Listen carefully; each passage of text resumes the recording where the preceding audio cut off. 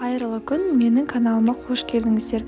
Бүгін сіздермен осылай ерекше дастарханға сән беріп тұратын, жасалу өте оңай, ал дәмі болса өте дәмді сәбізден жасалатын рулет дайындайтын боламыз. Видеоның соңына дейін менімен бірге болыңыздар. Сәбізді рулетті дайындау үшін бізге сәбіз қажет. Сәбізді ең ұсақ үкіштен өткізіп аламыз.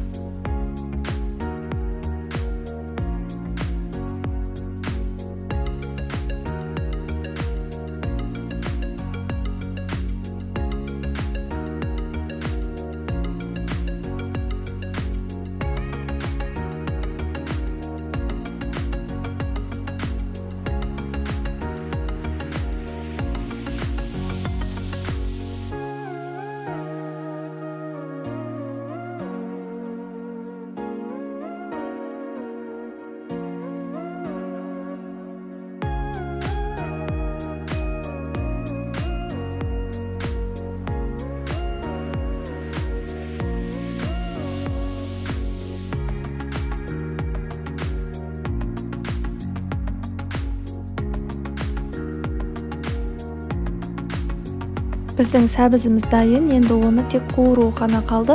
Ол үшін қызып тұрған табаға 5-6 қасық сұйық май және 1 ас қасық сары май саламыз. Сары майды қосу міндетті емес, өзіңіздің қалауыңызға қарай.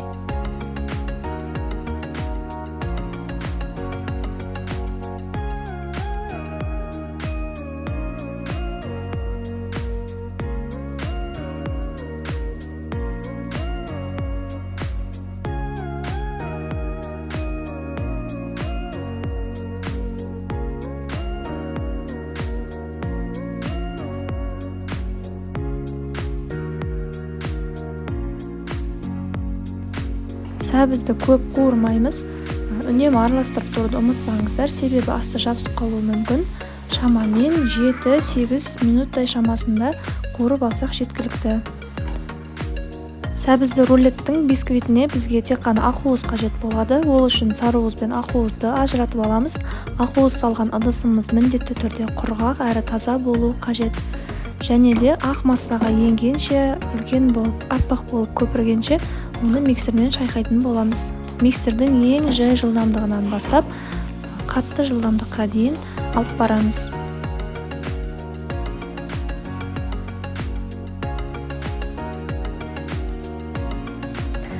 Сәбізді міндетті түрде суытып алыңыздар, және де өздеріңізге ұнайтын кез келген дәмдеуіштерді қоссаңыз болады.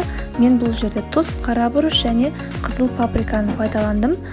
Және де жаңағы жұмыртқаларымыздың сарыуызын қостым. Егер сіз ыстық күйінде жұмыртқаларды салатын болсаңыз, онда сіздің жұмыртқаңыз пісіп қалуы мүмкін сәбіздің ыстығына. Сол үшін салқын күйінде қосқан абзал. Сарыуыз бен сәбізді жақсылап араластырып болған соң, олардың үстіне біз ақуызымызды қосамыз. Ақуызды 2-ге бөліп қостым, және де төменнен жоғары қарай араластырдым.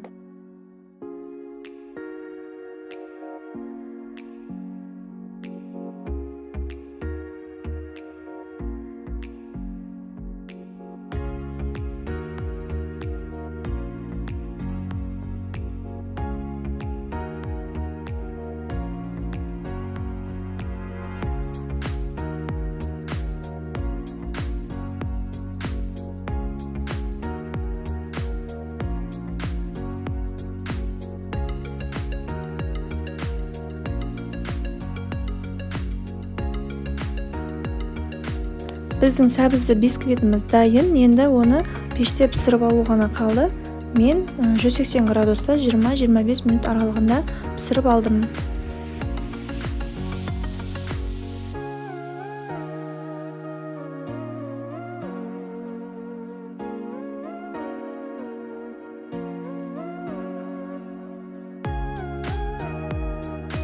Рулетіміздің салмасын дайындаймыз. Кез келген көкшөпті алсаңыздар болады. Мен укропты алдым. Ал егер көкшөп, аскөктерді ұнатпайтын болсаңыз, оны қоспасаңыз да болады.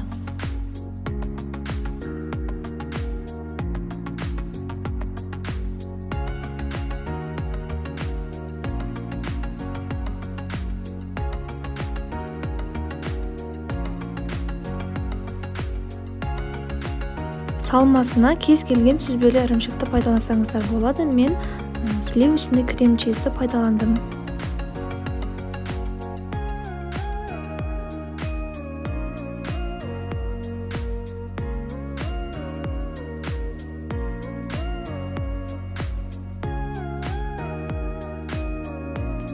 Сүзбелі ірімшігімізге жаңағы туралған көк шөбімізді қосамыз және барлығын бір келкі масса болғанша жақсылап араластырамыз.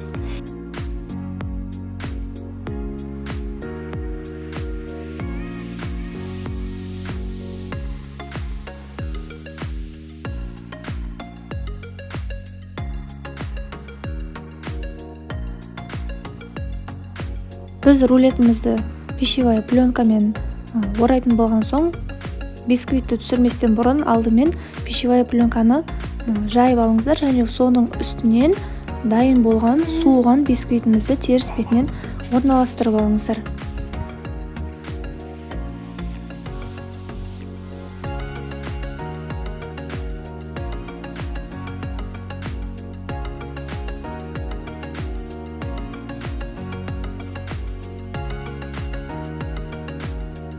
Енді біз бисквитіміздің үстінен дайын болған салмамызды, яғни начинкамызды жағып шығамыз.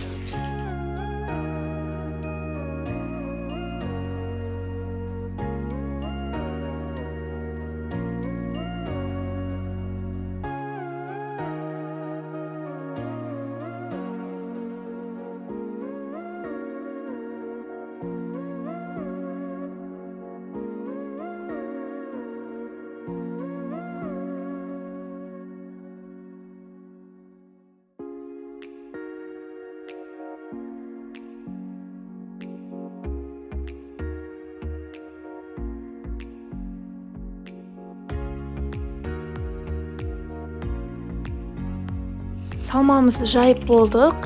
Енді видеода көрсетілгендей пищевая пленканың көмегімен рулетімізді ораймыз.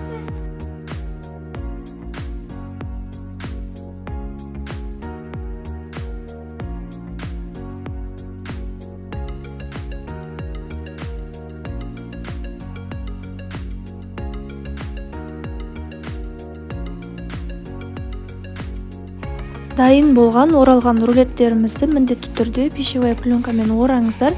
Өйткені біз кем дегенде 4 сағатқа холодильникке тоңазытқышқа салып қоямыз. Міндетті түрде 5-4 сағат тұрғаны абзал. Сол кезде барлығы біркелкі болып қатып, кескен кезде әдемі туралатын болады.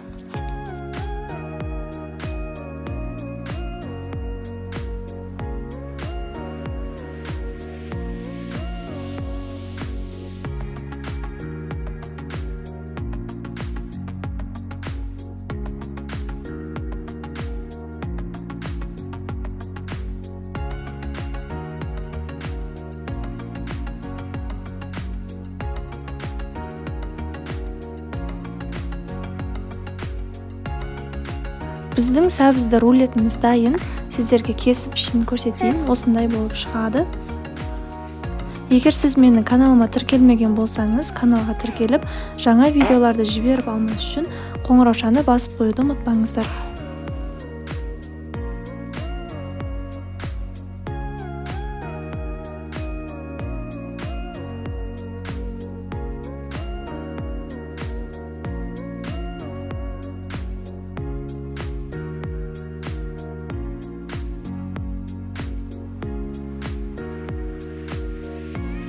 Біздің сәбізді рулетіміз дайын. Астарыңыз дәмді болсын. Міндетті түрде жасауға кеңес беремін. Дәмі сіздерге ұнарына 100% сенімдімін. Міндетті түрде жасап көріңіздер. Видеоның соңына дейін менімен бірге болғандарыңыз үшін үлкен рахмет. Сіздермен бірге болған мен Арайлым.